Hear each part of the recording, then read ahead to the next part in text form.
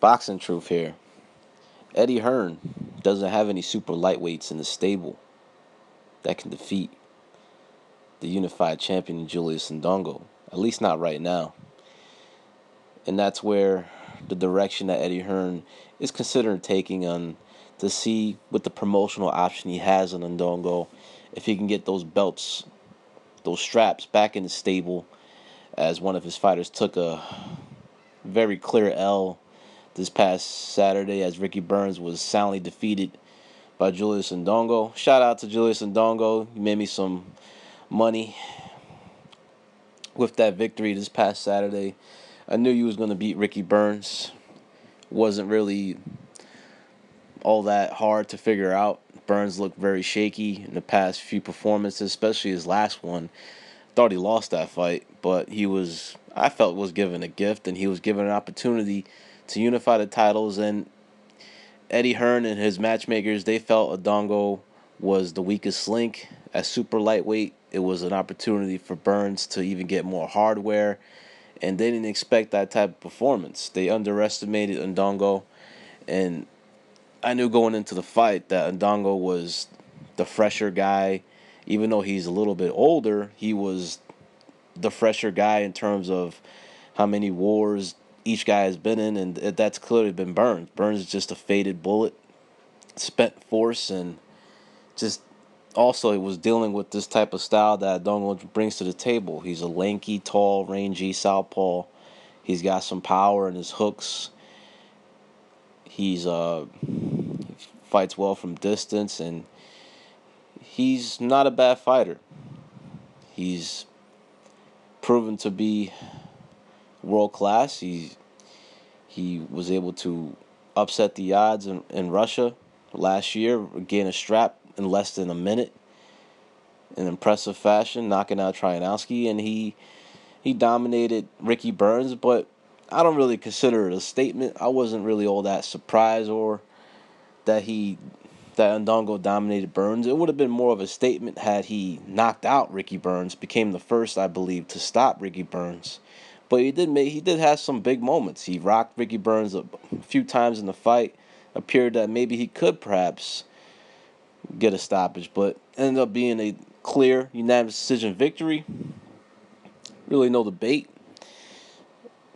Definite win for Odongo, and now he's got plenty of options in his career. It shows that belts do matter, and having a bunch of hardware around your waist can create a lot of opportunities for a fighter like Julius Indongo, who is not very well known, especially until recently. But now he's a unified champion. He even has an IBO belt with him, so he has 3 straps, but you can only count 2, as the IBF and the WBA are the only ones recognized. And Eddie Hearn, he could consider, with the promotional option, to matching one of his other fighters in the stable to challenge Ndongo and perhaps getting a chance of getting those straps back in his stable. But the thing is, his super lightweights, I don't think are much of a threat at the current moment to Ndongo. Or Harold Davies, he's a prospect who's a current silver champion for the WC as super lightweight. Soft-spoken dude. He talks a lot of shit, seems to have a lot of confidence, but he just doesn't look ready for the task. Even though he's down for the fight, asked Eddie Hearn that he's willing to fight Ndongo next. But Eddie Hearn better steer clear with that matchup. He better protect that boy, Harold Davies. Well, Davies ain't ready for that work. Eddie Hearn was also talking about perhaps Anthony Crolla, since where can Crolla go from here after those 2 defeats? But that's another L. It's a third straight L if Crolla moves up in weight and fights an awkward guy like Ndongo, who's coming off 2 straight losses. So that could be out of the question. So even though Eddie Hearn has his promotional option, there's really not much he could do with it. Also, there's also the situation that Ndongo has with his belts. So let me talk about Julius Indongo for a little bit. Steve Kim reported that he has a mandatory defense upcoming with his IBF strap. And the IBF number 1 ranked contender is Sergey Lipnitz. He's a pretty good fighter, undefeated, coming up. Looks good. He's looked good in his past fights. It's a good fight. It's a real fight.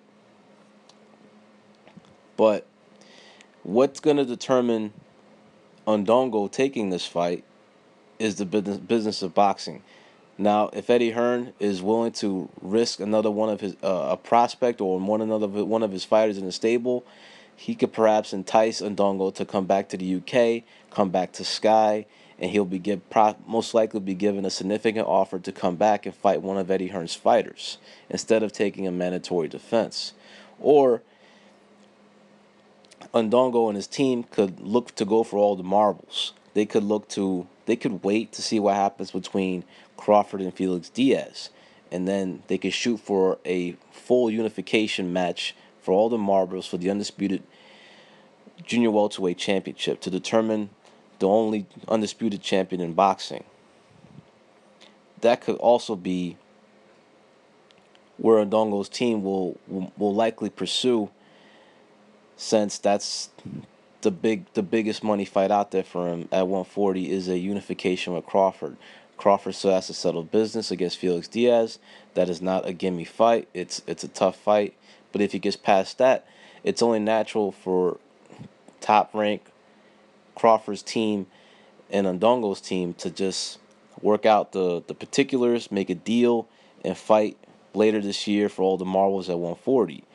And I approve of that fight for Crawford. If he's not ready to move up and fight the bigger names and the bigger money fights, if he wants to stay and become undisputed and fight Ndongo, fine. Ndongo is a worthy opponent. He'll bring in a type of style that perhaps Crawford could have some problems with. Crawford will be the favorite, but I'm still interested to see what Ndongo could do against Crawford and what type of problems Crawford could run into if fighting with this type of style, an awkward guy who's got a little power in his hooks. So it's not a bad fight, and that's the fight I feel Ndongo's team will most likely pursue, as they're getting pressure from the IBF to make a mandatory defense. Of course, mandatories can be dealt with. Ndongo's team could ask for an exception. If the IBF doesn't grant him one, then the business of boxing will determine Ndongo's next move. Whatever money he gets offered the most, that's the direction he's going to take. It could be another Eddie Hearn opponent, or it could be a unification for all the marbles against Crawford. Or if he doesn't want to get stripped, Ndongo, he can fulfill his mandatory obligation, but there's really not a lot of money in that fight against Sergey Lipnitz. So Ndongo's team needs to look out for Ndongo's best interests. So even though there's a good chance for an undisputed champion at 140, there's still a high probability that those belts will be separated, as Ndongo's team will surely look out for his best interests and look out for the biggest opportunity, and that